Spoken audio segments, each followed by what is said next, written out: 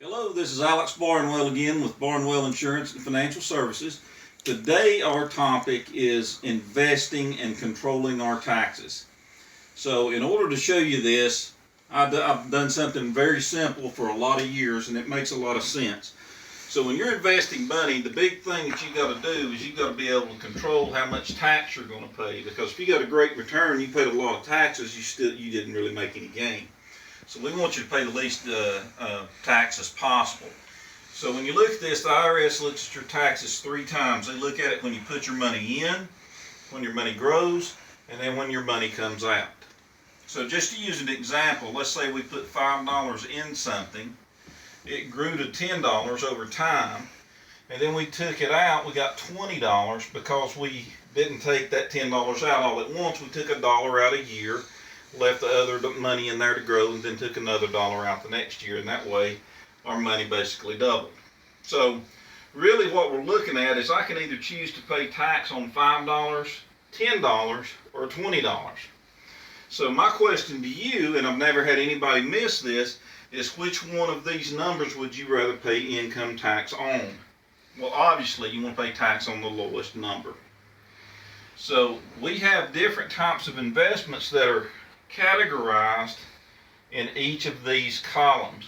So the one that most people have are this one here. This is like your 401k, IRAs, 457s, 403bs, all of these pre-tax. So this is pre-tax,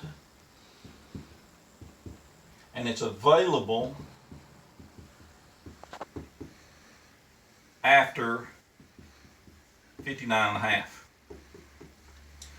So this is money you can't get to until you're 59.5, and you're going to end up paying tax on the largest amount of money. Now the fear is, in today's world, we're in the lowest tax brackets or tax rates we've been in history. So chances are those tax brackets are going to go up. So we could actually end up delaying our taxes now on a small amount of money and pay a lot higher taxes later on a lot more money. So that's the danger with putting everything over here. Now one nice thing about this is if you're 50 something and you're an empty nester and you don't have any kids, your kids have they've grown up and your tax deductions walked out the door with you, then this may be something that you want to consider. Now the other one, the $10 one, means you put in after-tax money and then you're getting taxed on the gain. So what happens here, if you look at this, consider it like a bank account.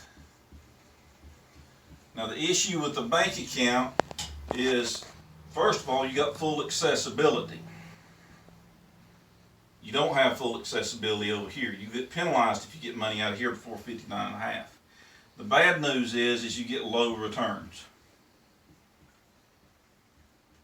So the average savings account in the United States is making 0.25%.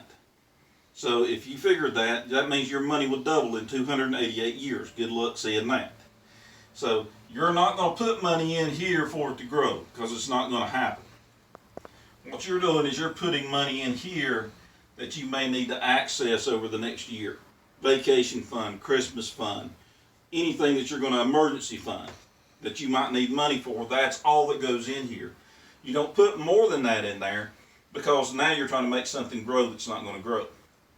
So then we come over here to the going in. Now the going in is really neat, because I put my $5 in, after tax money, and then as long as I follow the rules and use the right investment choices, I will never pay tax on any of the gain. So I can make $1 million over here gain and never pay any tax on it. It's pretty awesome. So some of the things here, you've got municipal bonds that are treated here. You got Roth IRAs. And you have something we call a LERP. Alright, so first of all, municipal bonds, that basically means you're buying the debt of a municipality. For example, Gatlinburg, when they built their sportsplex, they issued municipal bonds. So basically we lent Gatlinburg our money to buy that sportsplex, and then they paid us back with interest, and that's how the bonds make money, is you're the bank lending the money, they're paying you interest. Now the interest, if it's a municipal bond, is not taxed.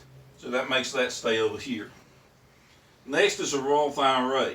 And honestly, if you're not doing one of these, you need to start doing it yesterday. Because you can literally put money in there, it never gain all it wants to gain, and you never pay tax on it. And you have got access to the contributions.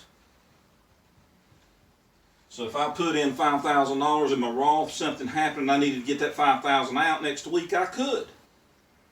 Now, I cannot get to my gain until I'm 59.5, but at that point it's tax-free.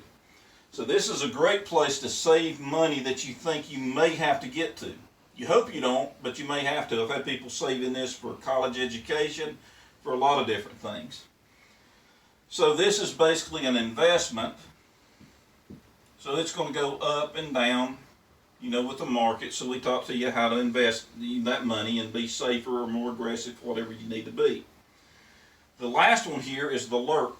Now the LERP is actually the second oldest one up here. This was started in the 1970s, and the Roth was started in the 1990s. So this has been around about 20 years longer than the Roth. And it was literally designed for the wealthy to be able to shelter tax from the government, be able not to pay tax on their gain. And what it is, it's a life insurance retirement plan. So if we can pay the least amount for life insurance, and then the IRS lets us put excess money into the retirement plan or savings plan of it, then we can have full access to that extra money, earn interest, tax-free, and have full accessibility to it. So this is going to be a safer investment, where this is more of a riskier investment. So this is your safer, long-term money right here. So what we can do when we're talking to you about controlling your taxes and making money and having your money in the right places, we want to focus as much as we can over here on this side. Take advantage of all the different things that are available to us, so that you can get the best bang for your buck. So if you need to know more about this and more about how any of these things would fit into your financial plan, just check on the QR code below me, and then we'll get an interest card, get a hold of you, and we'll be talking to you soon. Have a great day.